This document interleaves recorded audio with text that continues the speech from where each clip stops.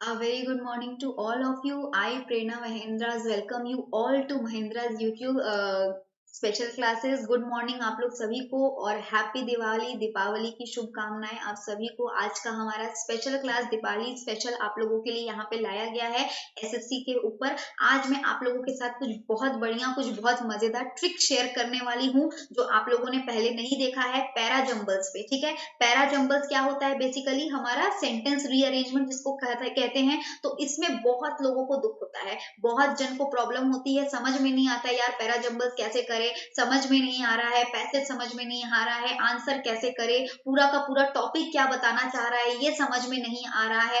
तो इन सब चीजों के लिए एक बहुत ही बढ़िया बढ़िया मैं आप लोगों को आज ट्रिक्स बताने वाली हूँ। अगर आप लोग ये ट्रिक्स अप्लाई करेंगे तो आपका जो एग्जाम है वो बहुत इजीली क्लियर हो जाएगा। क्योंकि देखो, जब भी हम पैरा जंबल्स की बात करें, प्लस एक और चीजें होती है, एक और चीज होती है, that is our reading comprehension. ठीक है, तो जब हम पैरा जंबल्स और रीडिंग कॉम्प्रिहेंशन की बात करते हैं तो इसमें आपका जो भी क्वेश्चंस पूछा जाता है उसमें अगर कोई इशू होता है तो वो हमारा टाइम मैनेजमेंट का ही होता है। क्यों टाइम मैनेजमेंट का होता है? क्योंकि देखिए, आपको जब रीडिंग कॉम्प्रिहेंशन और पैरा जंबल्स दिया जाएगा, हम लोग ग्रामर में क्या करते हैं, हम लोग ग्रामर में रूल्स पढ़ते हैं, है कि नहीं? हम लोग ग्रामर में वेरियस रूल्स पढ़ते हैं, उस रूल्स को याद रखते हैं, फिर आंसर कर पाते हैं। वो कैब का भी सेम केस है। अगर आपको वर्ड्स का मीनिंग पता है, एंटोनिम, सिनोनिम, इडियम्स का मीनिंग पता है, तभी आप वो कैब वाले पार्ट को मार्क कर पाएंगे। लेकिन हमारा जो रीडिंग कॉम्प्रिहेंशन और पैरा जंबल्स होता है, इसको अगर हम लोग सरल भाषा में बोले तो दिस इज डाटा एनालिसिस।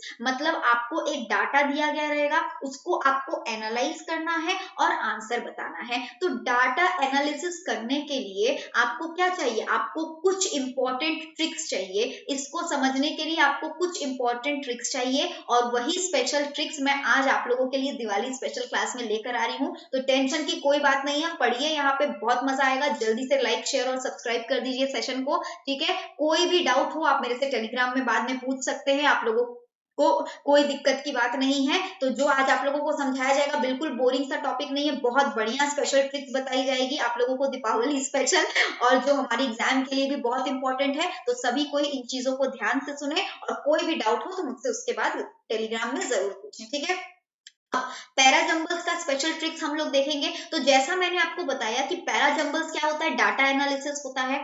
आपको डाटा को एनालाइज करना है और फिर आंसर देना है। तो इसमें रूल्स कुछ है नहीं। तो अगर आप लोगों में से मैं सबको अगर 1 घंटे का टाइम देती हूँ, आई गिव यू 1 आवर, ठीक है, 1 घंटे का मैं समय देती हूँ और आपको कहती हूँ कि आप लोग सभी कोई ये क्वेश्चन को, ये जंबल किया गया है 6-7 लाइन को, इसको सही सीक्वेंस में अरेंज करे। तो मैं आपको कंफर्मेशन के साथ बता सकती हूँ, इतनी तो गारंटी मैं आप लोगों की लेती हूँ कि आप लोग इतने स्मार्ट और इंटेलिजेंट है कि 1 घंटा क्या 20-25 मिनट में ही उसको सॉल्व कर देंगे। लेकिन ये जो 20-25 मिनट भी सुनने में आया ना, ये थोड़ा गड़बड़ है। क्योंकि रीडिंग कॉम्प्रिहेंशन और पैरा जंबल्स, इसमें हमें अंडरस्टैंड करके सॉल्व करना बड़ा बात नहीं है। आप लोग में से हर कोई इसको अंडरस्टैंड कर सकता है और सॉल्व कर सकता है, टाइम अगर दिया जाए सफिशिएंट। तो अगर हमारे पास एग्जाम में किसी चीज की कमी होती है स्टूडेंट्स, तो वो हमारे पास टाइम की ही होती है। तो हमें बेसिकली इस तरीके से समझते हुए क्लास को आगे लेके जाना है, हमें इस तरीके से पैसेज को सॉल्व करना है कि हम यहाँ पे टाइम मैनेज कर पाए। क्योंकि अगर आप एक पैसेज को 20 मिनट सॉल्व करने में लगाते हैं, ठीक है, 5 मार्क्स का क्वेश्चन आता है पैरा जंबल से, 5 मार्क्स के लिए 20 मिनट, ये बहुत ज्यादा नाइंसाफी तो नहीं हो गई? बिल्कुल हो गई। हम अगर कैलकुलेशन बिठाएं तो मैक्सिमम हम लोगों को एक क्वेश्चन का 1 मिनट ही बहुत मिलता है। ठीक है, हम कुछ क्वेश्चंस में एक्स्ट्रा मिनट्स कैसे इन्वेस्ट कर सकते हैं?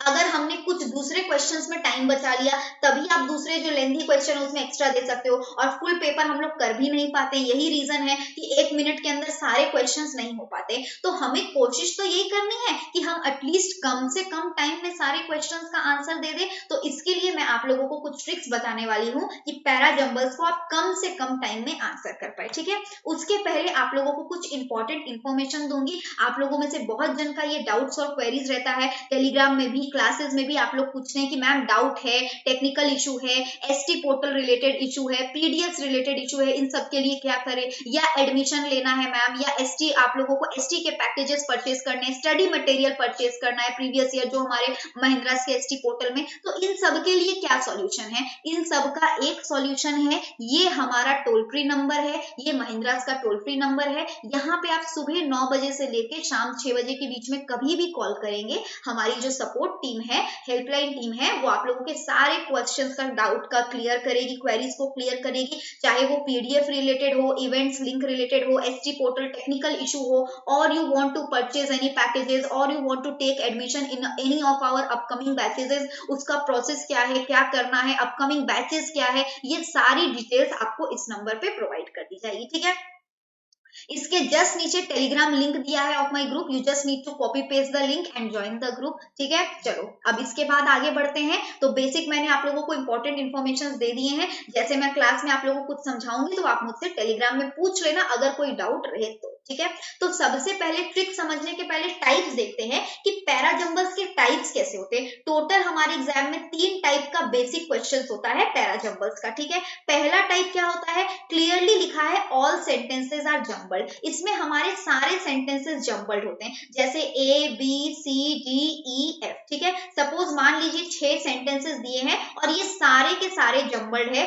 आपने इसको सॉल्व करके सपोज करिए एक आंसर निकाला, आपका आंसर कुछ इस तरह से आया, E B A F D C, ये हमारा सॉल्यूशन निकला। मतलब ई पहला स्टेटमेंट बन जाएगा, बी दूसरा, ए तीसरा, एफ हमारा चौथा सेंटेंस बन जाएगा, डी हमारा 5वां सेंटेंस बन जाएगा और सी हमारा लास्ट सेंटेंस बन जाएगा। मतलब ए जो यहाँ पे दिख रहा है पहला पोजीशन में, इसका एक्चुअल पोजीशन पहला नंबर पे नहीं है, इसका एक्चुअल पोजीशन तीसरे नंबर पे है। तो इसमें क्या होते हैं, सारे सेंटेंसेस जंबल्ड होते हैं, आपको फाइंड आउट करना है कि कौन सा हमारा करेक्ट सीक्वेंस होगा। This is our first type. Second होता है 1 और 2 सेंटेंसेस आर गिवन। अब इसमें क्या होता है, सेकेंड टाइप में अगर मान लीजिए ए दिया है, ए की जगह ये लोग 1 लिख देंगे। ठीक है, उसके बाद आप लोगों को बी सी डी ई लिखकर यहाँ पे 2 लिख देंगे। ठीक है, या फिर 6 लिख देंगे, 6 लिख देंगे। तो ये आपका फर्स्ट और लास्ट सेंटेंसेस गिवन रहेगा, ये बीच वाले सारे जंबल्ड रहेंगे, इसको आपको अरेंज करना है। ये हमारा फर्स्ट और सेकेंड टाइप का क्वेश्चन है। ठीक है,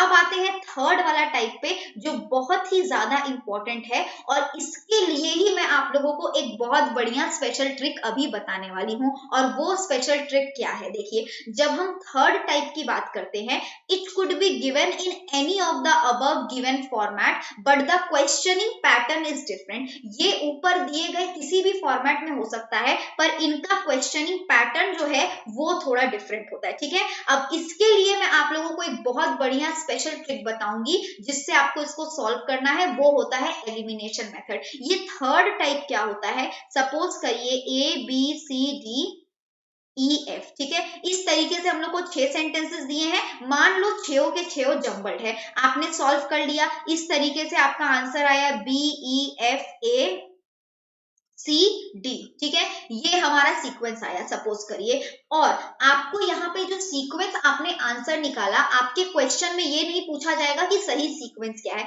इसमें कुछ नए तरीके से क्वेश्चंस पूछे जाते हैं। और वो नया तरीका क्या है, इसमें आपको मल्टीपल क्वेश्चंस रहेंगे। ये जो हमारा टाइप 3 होता है ना, इसमें हमेशा आपका मल्टीपल क्वेश्चंस रहता है, और वेरी इंपॉर्टेंट इसलिए बताया क्योंकि अभी यही हमारा सबसे ज्यादा ट्रेंडिंग पैटर्न है, इसी पैटर्न में एग्जाम्स में क्वेश्चंस पूछे जाते हैं। अब कई बार ऐसा होता है कि आपको जब मल्टीपल चॉइस के क्वेश्चंस दे दिए जाते हैं, अब जैसे यहाँ पे आपको क्वेश्चन दिया विच इज द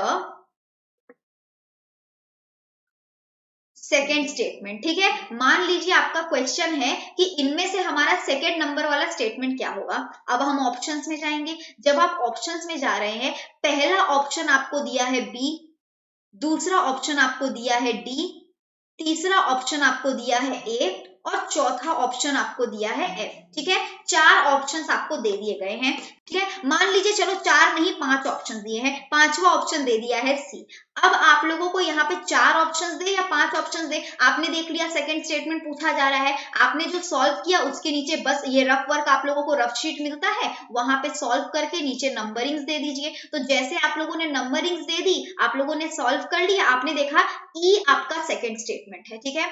अब जब आप ऑप्शंस चेक कर रहे हैं तो आपको एक नया सदमा मिला, ठीक है। इसको क्या बोला जाएगा, इसको सदमा बोला जाएगा, क्योंकि अब जो ये आपने एक पैसेज सॉल्व किया, लगभग आपने 2 से 3 मिनट का समय तो लिया ही है सॉल्व करने को। इतना इजी तो पैसेज आता नहीं है 2-2 वर्ड का कि तुरंत आप 1 मिनट के अंदर सॉल्व कर दे। 2-3 मिनट लग जाता है सारे सेंटेंसेस को पढ़ के समझने में और आंसर देने में। तो अब आप लोग मान लीजिए कि आपने 2-3 मिनट में इसको पूरा सॉल्व किया, ठीक है। सॉल्व करके जब आप ऑप्शन में गए तो आपके हिसाब से ई जो है ये आपका सेकेंड स्टेटमेंट होना चाहिए था, लेकिन पैसेज के हिसाब से ये हमारा सेकेंड स्टेटमेंट नहीं है, क्योंकि यहाँ पे आपको जो 5 ऑप्शंस दिए हैं उसमें ई को छोड़कर सारा दे दिया। तो आपको क्या मिला, सदमा।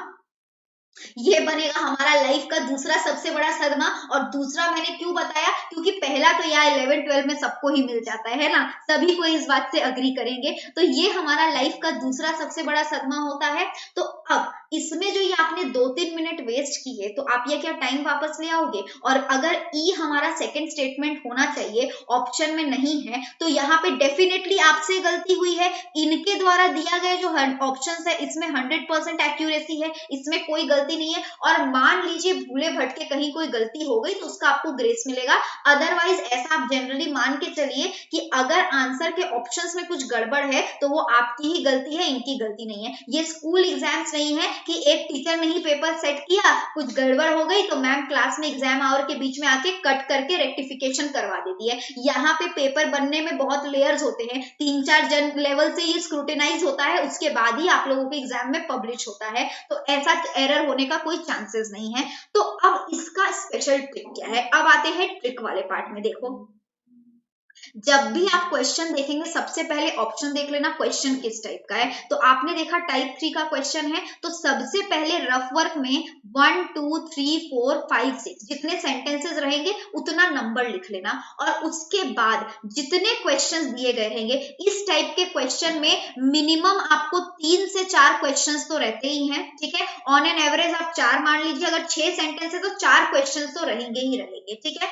तो अब अगर आपने जब पैसेज का पहला सेंटेंस देखा कि which is the second statement, उसमें आपने देखा ई नहीं है, तो आप 2 के पास क्या करेंगे, 2 के पास आप ई लिख देंगे और उसके बाद उसको क्रॉस कर देंगे। इस तरीके से आपको और भी क्वेश्चंस देखने को मिला। मान लीजिए आपसे 4th क्वेश्चन भी पूछा गया है और उसमें सी नहीं दिया है, लास्ट वाले क्वेश्चन में बी नहीं दिया है, 5th वाले क्वेश्चन में ए नहीं दिया है, फर्स्ट वाले क्वेश्चन में एफ नहीं दिया है, ठीक है। अब मान लीजिए 5 क्वेश्चन दिए हैं, आपने यहाँ पे ये सबको क्रॉस करके लिख दिया, तो इसमें आपको बेनिफिट क्या मिलेगा कि जब आप सॉल्व करने को जाएंगे पैसेज, ठीक है, तो अब आपने जैसे पहला सेंटेंस बनाया बी, आपने देखा फर्स्ट में एफ नहीं होना चाहिए, बी तो हो सकता है, तो चलो वेरी गुड, आपके हिसाब से लग रहा है बी के बाद अब आना चाहिए ई। तो इतना दूर तक करने में आपने लगभग अभी तक कितने सेकंड्स इन्वेस्ट किए, मैक्सिमम 30 to 40 सेकंड्स, इससे ज्यादा अभी आपका टाइम नहीं गया है।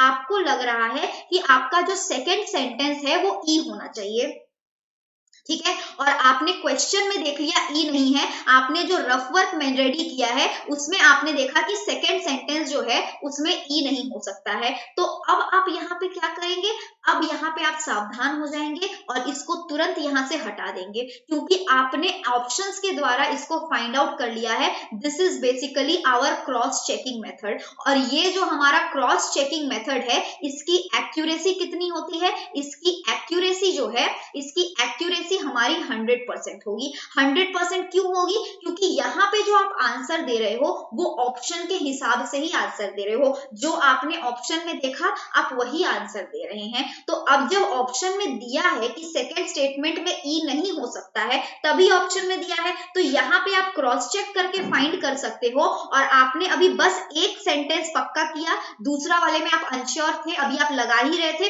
तब तक आपने देख लिया कि आपने रफ वर्क में ई वाले को सेकंड में नहीं लिखा है। तो आप इसको क्या करेंगे, इसको यहीं पे रोकेंगे और फिर से बाकी सेंटेंसेस को एनालाइज करेंगे कि ई तो डेफिनेटली नहीं होगा जो आपको लग रहा है, तो इसके अलावा कौन सा वाला यहाँ पे हो सकता है वो आपको ढूंढना है। ठीक है, तो ये आपका एक स्पेशल ट्रिक होता है टाइप 3 में, जिसको हम एलिमिनेशन मेथड बोलते हैं। इससे क्या करोगे, आप यहाँ पे रफ वर्क बना के आंसर्स को एलिमिनेट कर दोगे कि कौन सा आंसर, कौन सा ऑप्शन जो है हमारा इनएप्रोप्रिएट होता है। I hope it is clear to all of you. ठीक है, I hope the rule is clear to everyone. पहले क्या करेंगे, पहले हम सारा एक रफ वर्क रेडी करेंगे। ठीक है, हम पहले रफ वर्क रेडी करेंगे। रफ वर्क में क्या होगा हमारा, रफ वर्क में हमें बेसिकली फाइंड आउट करना है कि कौन से ऑप्शन को आप यहाँ पे मार्क नहीं कर सकते हैं। ठीक है, रफ वर्क में बेसिकली आपको बताना है कि कौन से ऑप्शन को आप मार्क नहीं कर सकते हैं और उसके बाद आप आंसर बताएंगे। ओके, तो अब हम यहाँ पे क्या करेंगे, हम यहाँ से उन ऑप्शंस को एलिमिनेट कर देंगे जो हमारा गलत होगा। ठीक है, जैसे एक बार इसको मैं शॉर्ट में एक बार फिर से समझा देती हूँ आप लोगों को। Just give me 1 minute.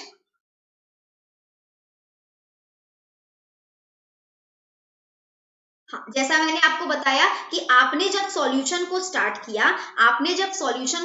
किया, तो आपने देखा बी जो है ये हमारा फर्स्ट स्टेटमेंट आपके हिसाब से आया।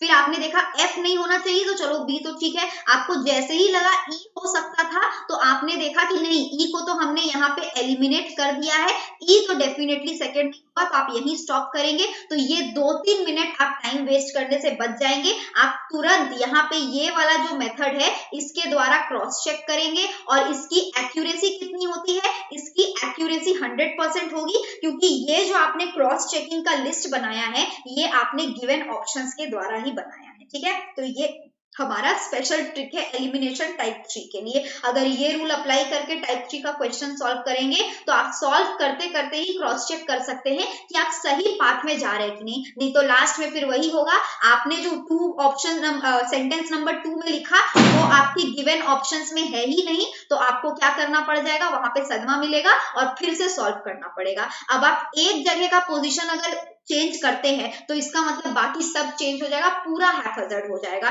तो इसलिए क्रॉस चेक करते हुए सॉल्व करेंगे। ठीक है, अच्छा, इसके अलावा आप लोगों को एक और इम्पोर्टेंट इंफॉर्मेशन मैं आप लोगों को दे दूं। बहुत स्टूडेंट्स का क्वेश्चंस रहता है, क्वेरीज रहता है, आप लोग मुझसे टेलीग्राम में भी पूछते हो, क्लासेस में भी मैंने चैट में देखा है कि मैम आपके अपकमिंग बैचेस क्या है, या जो भी हमारा अपकमिंग बैचेस है हमें ज्वाइन करना है। तो देखो ये हमारे बैच डिटेल्स है, नवंबर का पूरा बैच डिटेल्स मैंने आपको यहाँ प्रोवाइड किया है, जिसमें 4 नवंबर को हमारे ये बैचेस स्टार्ट हुए हैं। सुबह 8 से 10 में एक एसएससी का बैच है, 10:30 से 12:30 में आईबीपीएस बैंक का बैच है, रात को 7:30 से 9:30 के बीच में एसएससी का बैच है, और उसके अलावा दोपहर को 1 से 3 बजे के बीच में हमारा एक बैंकिंग का बैच स्टार्ट हुआ है which is specially English medium. ये तीनों बैचेस, और इस बैच में फर्क क्या है कि ये वाला बैच जो है ये हमारा बाइलिंगुअल चल रहा है, यानी कि जो स्टूडेंट्स हिंदी और इंग्लिश दोनों लैंग्वेज में कंफर्टेबल होते हैं ये क्लासेस उस अकॉर्डिंग चलेगी।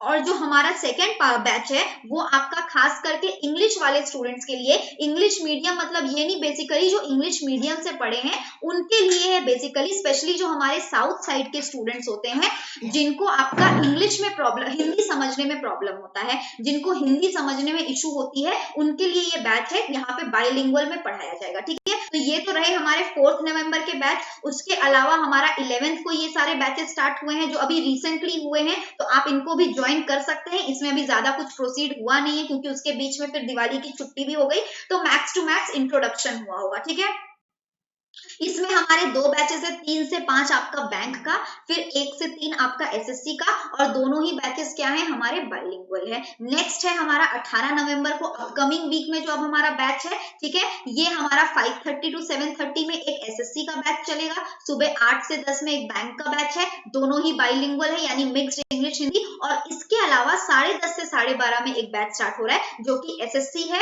और ये इंग्लिश मीडियम स्टूडेंट्स के लिए, इंग्लिश मीडियम मतलब basically 2 students those who face problem in understanding Hindi. आप लोगों में से अभी भी क्लास में बहुत जन होंगे जिनको ये प्रॉब्लम होती है, हिंदी ठीक से नहीं समझ में आती है, तो उनके लिए स्पेशली ये बैच चल रहा है जहां पे आपका जो लेक्चर डिलीवरी होगा वो बिल्कुल इंग्लिश मीडियम में ही रहेगा कि आप लोगों को समझने में कोई दिक्कत ना हो। ठीक है, इसके अलावा इस मंथ का जो हमारा लास्ट बैच डिटेल्स है वो 25 नवंबर को नए बैचेस हैं, जिसमें 3 से 5 का एक बैच लगेगा एसएससी के ऊपर और 1 से 3 एक बैच लगेगा बैंकिंग के ऊपर, और ये दोनों ही बैचेस हमारे बाइलिंगुअल हैं। तो आप लोगों में से जिनको भी ये अपकमिंग बैचेस में एडमिशन लेना है, ठीक है, आप लोगों को सारा टाइम डिटेल्स यहाँ पे मैंने प्रोवाइड कर दिया है। तो आप लोगों को बस एक काम करना है, वो इस टोल फ्री नंबर पे कॉल करना है। हमारी टीम, हमारी सेल्स टीम, टेक्निकल टीम आप लोगों को सपोर्ट कर देगी और आप लोगों को समझा देगी एडमिशन का क्या प्रोसेस है, पेमेंट का क्या प्रोसेस है, सब वहां पे समझा दिया जाएगा। और you can also mail us on www.mahindras.org,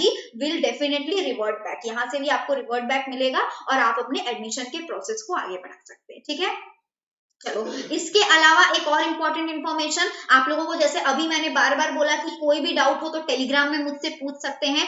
तो for any kind of queries in English related to English, you can contact us or you can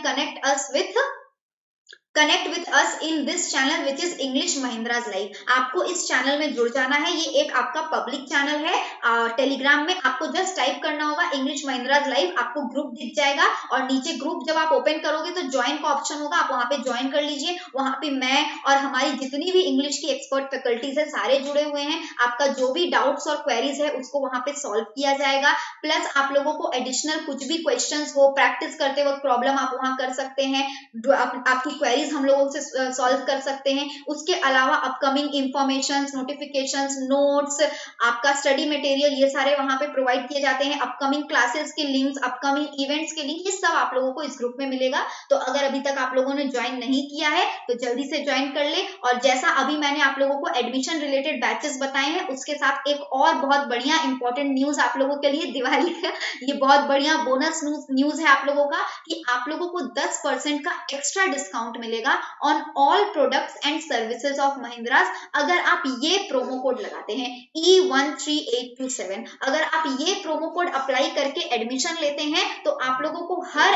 एक प्रोडक्ट में एक्स्ट्रा 10% का डिस्काउंट मिलेगा, चाहे वो क्लासेस हो, चाहे वो एसटी हो, चाहे आप कोई भी स्टडी मटेरियल परचेज करते हैं। ठीक है, now let us continue with our class. अब नॉर्मल जो हमारे पैसेजेस होते हैं, टाइप 3 का तो मैंने आप लोगों को स्पेशल ट्रिक बता दिया। अब नॉर्मल पैसेजेस को कैसे सॉल्व करेंगे, कुछ स्पेशल ट्रिक्स होती है। वो क्या होता है, Always make pair of sentences and apply elimination method। हम sentences का क्या बनाएंगे, पेयर बनाएंगे। पेयर यानी जोड़ा, जितने भी sentences रहेंगे उसमें दो sentences के 2 sentences को मिला के हम क्या करेंगे, उनका पेयर बनाएंगे। और पेयर बनाने के बाद क्या करेंगे, एलिमिनेशन मेथड अप्लाई करेंगे। तो अब ये एलिमिनेशन मेथड कैसे अप्लाई करना है, चलो इसके ट्रिक को भी देखते हैं, बहुत मजेदार ट्रिक है। पहले तो हमें ये समझना होगा कि पेयर कैसे बनाएंगे। पेयर बनाएंगे तभी तो एलिमिनेट करेंगे। तो अब पेयर बनाने के लिए हम लोगों को कुछ बेसिक ग्रामर रूल्स जानने हैं। जैसे एक होता है हमारा नाउन और प्रोनाउन का पेयर। अब नाउन और प्रोनाउन का पेयर कैसा होता है, फॉर एग्जांपल मान लीजिए यहाँ पे एक पैसेज है, ये 5 पार्ट्स में डिवाइडेड है। आपको सेंटेंस ए में देखने को मिल रहा है कि शी बोलकर एक वर्ड लिखा है, और आपने सेंटेंस डी में देखा कि रिया बोलकर एक शब्द लिखा है।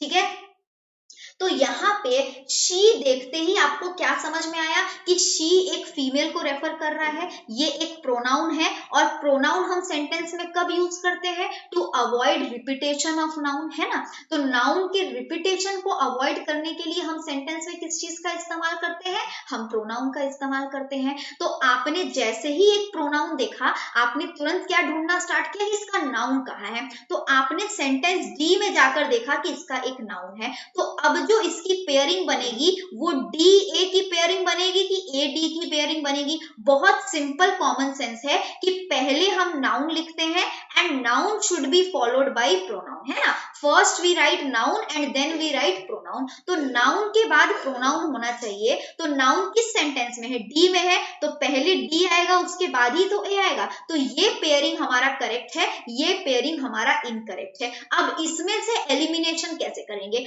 अब एलिमिनेशन ऐसा करना है कि जिस जिस सेंटेंस में आपको ए जो है वो डी के पहले दिख जाए, उन ऑप्शंस को एलिमिनेट करना है। Why? Because our grammatical rule says कि पहले हम नाउन मेंशन करते हैं और फिर हम प्रोनाउन करते हैं। तो रूल के हिसाब से पहले सेंटेंस डी आना चाहिए फिर ए आना चाहिए। तो अगर किसी ऑप्शन में ए जो है वो डी के पहले दिया है वो गलत है।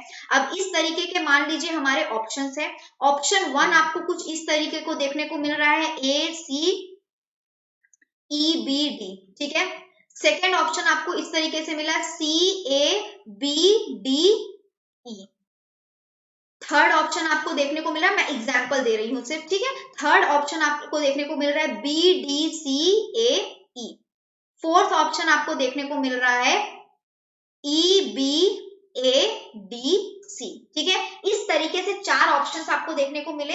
तो हमें क्या करना है, मैंने जैसा अभी आपको सिखाया, हमें बेसिकली पहला काम ये करना है कि हम उन ऑप्शंस को एलिमिनेट कर देंगे जहां पे ए जो है वो डी के पहले है। तो पहला तो स्टार्ट ही ए से हो रहा है, बिल्कुल इलॉजिकल। हम लोग प्रोनाउन ऐसे हवा में मेंशन नहीं करते हैं, पहले हम नाउन लिखते हैं एक पैसेज में तभी हम प्रोनाउन करते हैं। नाउन और प्रोनाउन का बेसिक रूल है, first we write noun and then to avoid the repetition of noun what do we write pronoun, ठीक है। तो आपने ये वाले को एलिमिनेट कर दिया। सेकंड में भी आप देख रहे हैं ए के बाद डी है, ये भी गया। थर्ड में आपने देखा पहले डी है फिर ए है, इसको कंसीडर करते हैं। लास्ट वाले में भी ए के बाद डी है, ये भी गया। तो बचा क्या, 3। अब आपने सिर्फ एक पेयरिंग बनाई। जैसे बहुत जन आप लोग बोलते हो मैम पूरा पैसेज समझने में दिक्कत होता है, तो उन लोगों के लिए बहुत बढ़िया ट्रिक है कि आप लोगों को पूरा पैसेज समझना ही होगा। अगर आप बेसिक ग्रामर जानते हो और आप ये चीज को एक्सट्रैक्ट कर लेंगे ग्रुप में से, आप टाइप्स में से हमारा जो पेयर्स को एक्सट्रैक्ट कर लेंगे हमारे क्वेश्चन में से, तो आप इजीली आंसर मार्क कर सकते हैं। आपको क्या करना है, बस एलिमिनेशन करना है। और अभी मैंने यहाँ पे आपको सिर्फ एक पेयर बताए हैं, कम से कम यहाँ पे मैं आप लोगों को 5 पेयर्स और बताने वाली हूँ। तो हम जब इतने सारे पेयर सीख लेंगे तो आप एग्जाम में 2 से 3 पेयर्स लगाएंगे ना, तभी तक में हमारा आंसर आ जाएगा। इससे ज्यादा पेयर करना ही नहीं पड़ेगा। अब यहाँ पे तो चलो मैंने आप लोगों को बेस्ट केस दे दिया कि आप लोग एकदम लकीएस्ट है कि आपने 3 ऑप्शंस को एलिमिनेट कर दिया और एक ही बचा, तो आपको पढ़ना नहीं पड़ा। पर हो सकता है कि 2 ऑप्शंस में डी के बाद ए हो, तब आपका ये वाला पेयर से तो आपने 2 को तो एलिमिनेट किया लेकिन 2 रह गए, तो 2 तो करेक्ट आंसर होंगे नहीं, आपको एक सिलेक्ट करना पड़ेगा। तो वो आप कैसे करेंगे, वो आप करेंगे दूसरा पेयर बना के। तो इसी तरीके से हम दूसरा पेयर देखते हैं। वो क्या पेयर हो गया, नाउन और आर्टिकल का। अब मान लीजिए सेंटेंस बी में एक नाउन लिखा है और उसके आगे द लिखा है, और सेंटेंस ई में आपने देखा कि एक नाउन लिखा है और उसके आगे ए एन लिखा है। तो इसमें आपने क्या पेयर बनाया, इसमें आपने पेयर बनाया कि हम जब आर्टिकल्स की बात करते हैं तो ए एन जो होता है, जब हम फर्स्ट टाइम किसी का मेंशन करते हैं तो हम ए एन लिखते हैं, और द हम कब करते हैं, जब द हम लिखते हैं जब हम रिपीट करते हैं, जब वो चीज स्पेसिफाइड हो जाती है। आपने जब एक चीज को पहले मेंशन कर दिया तो अब वो स्पेसिफाइड हो गया, तो हम जब दोबारा लिखते हैं तो द लिखते हैं, और जब फर्स्ट टाइम लिखते हैं तो ए एन लिखते हैं। तो इसमें हमारा पेयर कैसा बनेगा, पहले ए एन वाला होगा उसके बाद द वाला होगा। ये नाउन जो है वो सेम होगा, एक बार इस नाउन के आगे ए एन लिखा है, एक बार इसके आगे द लिखा है, तो पहले ए एन वाला सेंटेंस होगा उसके बाद द वाला सेंटेंस होगा। हम इस सीक्वेंस में लिखेंगे, और फिर से क्या बना, हमारा ई और बी का पेयरिंग बना। मतलब अब आप जिस सेंटेंस में बी के बाद ई को देखेंगे उन सेंटेंसेस को क्या करना है, एलिमिनेट करना है। ये हमारा सेकेंड टाइप का पेयर बना, ठीक है। अब थर्ड पेयर कैसे है, कंजंक्शंस। कुछ ऐसे कंजंक्शंस होते हैं जिसको हम कोरिलेटिव कंजंक्शन मानते हैं। सिंपल सेंटेंस, सिंपल लैंग्वेज में जो कंजंक्शंस हमारे पेयर में होते हैं, ठीक है। जैसे आपका सेंटेंस दिख गया, नॉट ओनली बट ऑल्सो, ये हमारा एक पेयर होता है। या फिर आप कंजंक्शन की बात करिए, नाइदर नॉर या आइदर और, तो ये सारा हमारा पेयरिंग कंजंक्शन होता है। तो अगर आपको किसी सेंटेंस में नॉट और बट ऑल्सो दिखता है तो पहला काम क्या करेंगे, नॉट ओनली ढूंढेंगे, या नॉर दिखता है तो नाइदर ढूंढेंगे, या नॉट ओनली दिखा तो बट ऑल्सो ढूंढेंगे, नाइदर दिखा तो नॉर ढूंढेंगे। तो इस तरीके से इनका आप पेयर बनाएंगे, तो जिस जिस सेंटेंस में पेयर बनेगा उस स्ट्रक्चर में हम उसके आंसर्स को मेंशन करेंगे, ठीक है। अब नेक्स्ट है हमारा इन केस ऑफ सीक्वेंस। जब हम सेंटेंस में सीक्वेंस की बात करते हैं, अब सीक्वेंस क्या होता है, फॉर एग्जाम्पल आपने मेंशन किया कि ये जो हमारे शर्मा जी हैं इनके 3 बच्चे हैं, ठीक है। Sharma ji has 3 children. आपने अब उसके बाद चिल्ड्रेन का नाम मेंशन कर दिया, suppose X Y and Z. अब जो आपने इन बच्चों का नाम मेंशन किया, पहले आपने एक्स को मेंशन किया, फिर आपने वाई को मेंशन किया, फिर आपने जेड को मेंशन किया। तो इनको मेंशन आपने कैसे किया, एक सीक्वेंस में मेंशन किया। तो अब जब आप इनके बच्चों को डिस्क्राइब करेंगे तो उसी सीक्वेंस में जाएंगे। मान लीजिए ये हमारा सेंटेंस बी था, ठीक है। अब आप देख रहे हैं सेंटेंस ए में जो है जेड को डिस्क्राइब किया जा रहा है, ठीक है। सेंटेंस सी जो है उसमें एक्स को डिस्क्राइब किया जा रहा है, डी में किसी को डिस्क्राइब नहीं किया जा रहा है, और ई में वाई को डिस्क्राइब किया जा रहा है। तो इसका पेयर कैसे बनेगा, इसका हम इसी तरीके से सीक्वेंस के हिसाब से पेयर बनाएंगे। पहले तो हम शर्मा जी को मेंशन करेंगे, उनके बच्चों की बात हो रही है। उसके बाद पहले उनके किसके नाम बात हुई है, एक्स की। तो एक्स को किस सेंटेंस में डिस्क्राइब किया जा रहा है, सी में। तो बी के बाद हम सी लिखेंगे। फिर किसका नंबर है, वाई। तो वाई कहाँ पे है, ई में है। और उसके बाद क्या है, जेड। जेड हमारा ए में है, उसके बाद आएगा ए। तो सी ई ए, ऐसा सीक्वेंस बनेगा। तो इसका मतलब क्या है कि अगर आप सेंटेंस में कुछ चीजों का नाम मेंशन करते हैं तो उनका जो डिस्क्रिप्शन है वो भी उसी सीक्वेंस में जाएगा, ठीक है। क्लियर है। तो ये सारे हमारे कुछ पेयर्स हैं। इसके अलावा शॉर्ट फॉर्म्स के भी पेयर होते हैं। अगर आपको किसी सेंटेंस में UICF करके सपोज शॉर्ट फॉर्म मिला,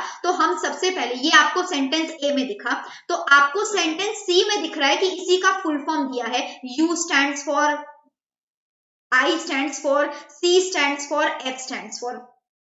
इस तरीके से आपको फुल फॉर्म दिया है। तो अब इसका पेयर कैसा बनेगा कि पहले हम फुल फॉर्म वाले को मेंशन करते हैं, उसके बाद शॉर्ट फॉर्म को। हम फुल फॉर्म जो है, अगर किसी भी चीज का बात हो रहा है तो जो हमारा फुल फॉर्म होगा वो नंबर 1 पे आएगा, और उसके बाद उसके रिपीटेशन को अवॉइड करने के लिए हम शॉर्ट फॉर्म लिखते हैं, तो वो हमारा नंबर 2 में आएगा। मतलब सी के बाद ए आएगा, इसकी भी पेयरिंग बन जाएगी। तो जहां पे आपको ए के बाद सी दिखेगा, ये वाला सीक्वेंस हमारा गलत हो जाएगा। तो इससे भी आप क्या कर सकते हैं, आपका एलिमिनेट कर सकते हैं। स्टेटमेंट एंड एग्जाम्पल बहुत सिंपल है। अब जैसे आपको सेंटेंस ए में कुछ एग्जाम्पल दिख रहा है, एग्जाम्पल करके कुछ दिया है, या फिर इस तरीके से फॉर इंस्टेंस बोल दिया गया है। फॉर इंस्टेंस का मतलब भी होता है एग्जाम्पल। तो फॉर इंस्टेंस करके कुछ बोला है, तो आपको सबसे पहला क्या करना पड़ेगा, ढूंढना पड़ेगा कि इसका स्टेटमेंट कहाँ है, ये किस चीज का एग्जाम्पल है। अब जब आप लोगों को क्लास में रूल बताया जाता है तो पहले हम एग्जाम्पल्स थोड़ी करवा के छोड़ देते हैं, हम एग्जाम्पल के पहले तो रूल दिखाते हैं।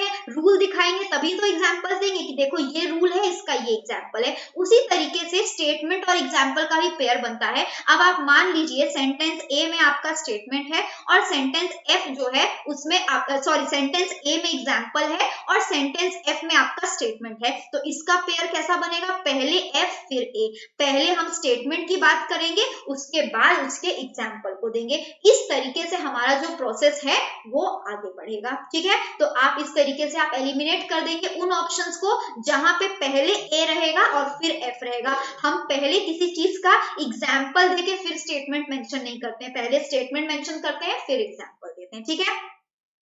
अब देखिए एक पैसेज मैंने आपको दिया है, बहुत सिंपल है, और जो मैंने आपको रूल समझाया है। सबसे पहले तो हम देख रहे हैं कि Mahindras provides us with many facilities, ये एक इंडिपेंडेंट वर्ड है, इससे हमारा पैसेज स्टार्ट होना चाहिए। तो ये हमारा फर्स्ट सेंटेंस बनेगा, but we are too busy to utilize it. आप सी और ए को जब कनेक्ट करेंगे तो आप क्लियरली देख रहे हैं कि ये एक पॉजिटिव पार्ट है, और यहाँ पे but we are too busy लिखा है। टू हमेशा इंडिकेट करता है नेगेटिव, और बट के साथ हम कैसे आइडियाज को ज्वाइन करते हैं, अगर एक पॉजिटिव है तो दूसरा नेगेटिव है, कॉन्ट्रास्टिंग आइडियाज को ज्वाइन करते हैं। तो सी और ए का पेयर बन गया। उसके ठीक बाद आपको दिख रहा है, it gives us facilities such as green card, silver card, platinum card. तो ये फैसिलिटीज हमें मिल रही है। तो ये देखते ही हमें समझ में आया कि यहाँ पे ये इट किसको मेंशन किया जा रहा है, ये महिंद्रास को मेंशन किया जा रहा है। पहले महिंद्रास होगा फिर इट होगा, तो इसके बाद सी ए के बाद हम क्या लिखेंगे, ई। अब इसके बाद आप तीन चीजें सीक्वेंस में दिख रहे हैं,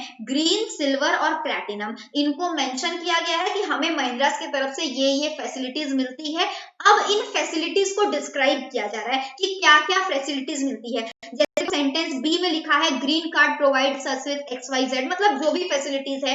प्लैटिनम कार्ड हमें ये फैसिलिटी देती है, सिल्वर कार्ड हमें ये फैसिलिटी देती है। तो अभी मैंने आपको सीक्वेंस में क्या समझाया, अभी मैंने आपको सीक्वेंस में ये समझाया कि जब भी हम सेंटेंस में किसी भी चीज को सीक्वेंस में मेंशन करते हैं तो उसका डिस्क्रिप्शन जो है वो भी उसी सीक्वेंस में जाना चाहिए। मतलब पहले हम ग्रीन कार्ड के डिस्क्रिप्शन को डिस्क्राइब करेंगे, वो कहाँ है, हमारा स्टेटमेंट नंबर बी में है, बी लिखेंगे। उसके बाद सिल्वर कार्ड, सिल्वर कहाँ है, हमारा स्टेटमेंट नंबर एफ में है, तो यहाँ पे हम एफ लिखेंगे, ठीक है, बी के बाद हम एफ लिखेंगे। और उसके बाद हमारा प्लैटिनम कार्ड है जो कि हमारा स्टेटमेंट नंबर डी में है, और यहाँ पे हम डी लिखेंगे। तो ये जो है हमारा करेक्ट पेयरिंग बन जाएगा, ठीक है, CAEBFD, ये हमारा 6 स्टेटमेंट्स का करेक्ट है। अब हमने देखा, पूछा गया which is the first statement, तो फर्स्ट आपने मार्क कर दिया इजीली, सी है, आपने ऑलरेडी सॉल्व कर लिया। विच इज द थर्ड, तो थर्ड में हमारा क्या था, थर्ड में हमारा ई था,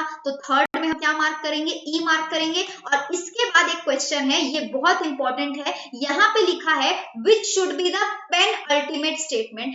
पेन अल्टीमेट का मतलब होता है सेकेंड लास्ट, यानी अगर हमारे पैसेज में यहाँ पे 6 सेंटेंसेस हैं तो उसमें जो 5th नंबर वाला होगा वो हमारा पेन अल्टीमेट कहलाएगा। अल्टीमेट मतलब लास्ट, पेन अल्टीमेट मतलब लास्ट के जस्ट पहले वाला सेकेंड लास्ट। तो सेकेंड लास्ट हमारा क्या था, सेकेंड लास्ट हमारा एफ था, तो यहाँ पे हम क्या मार्क करेंगे, हम एफ को मार्क करेंगे। अगर 5 सेंटेंसेस है तो पेन अल्टीमेट कौन सा बनेगा, फोर्थ, जो सेकेंड लास्ट होगा। 6 सेंटेंसेस है तो फिफ्थ, 5 सेंटेंसेस है तो फोर्थ, ठीक है, 7 सेंटेंसेस है तो छठा नंबर वाला सेंटेंस। इस तरीके से हमारा पेन अल्टीमेट बनता है जो लास्ट के जस्ट पहले वाला होता है। तो ये वर्ड को याद रखिएगा, वेरी इंपॉर्टेंट।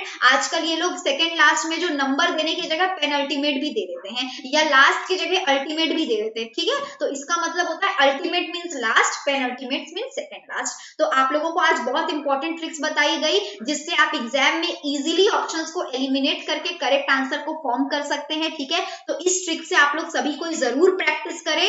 उसके अलावा एक और इंपॉर्टेंट इंफॉर्मेशन, आप लोगों का सीईटी एग्जाम के लिए महिंद्रास की तरफ से एक यूट्यूब में नया चैनल लॉन्च हुआ है, तो अभी तक आप लोगों ने सब्सक्राइब नहीं किया है तो उसको जल्दी से सब्सक्राइब करें। आपका जो सीईटी एग्जाम्स है उसके लिए हमारी महिंद्रास की एक्सपर्ट फैकल्टीज आप लोगों को यहाँ पे पढ़ाएंगी, और आपके जान पहचान में जो भी लोग सीईटी या कोई भी गवर्नमेंट एग्जाम की प्रिपरेशन कर रहे हैं उन तक भी इंफॉर्मेशन जरूर पहुंचाए, और सभी को बोले इस चैनल को सब्सक्राइब करें ताकि आप एग्जाम के लिए, अपकमिंग एग्जाम के लिए अपने आप को प्रिपेयर कर पाए, ठीक है। तो आज का क्लास यहीं पे स्टॉप करते हैं। Thank you everyone, do like share and subscribe, channel को जरूर से सब्सक्राइब करें अगर अभी तक नहीं किया है, to receive the notifications of our upcoming events, live classes and everything. और अपने फ्रेंड्स के बीच में ज्यादा से ज्यादा शेयर करें और सेशन को जल्दी से लाइक कर दे। Once again a very happy and safe Diwali to all of you. आज यहीं पे स्टॉप करते हैं। Thank you everyone, have a good day, thank you all.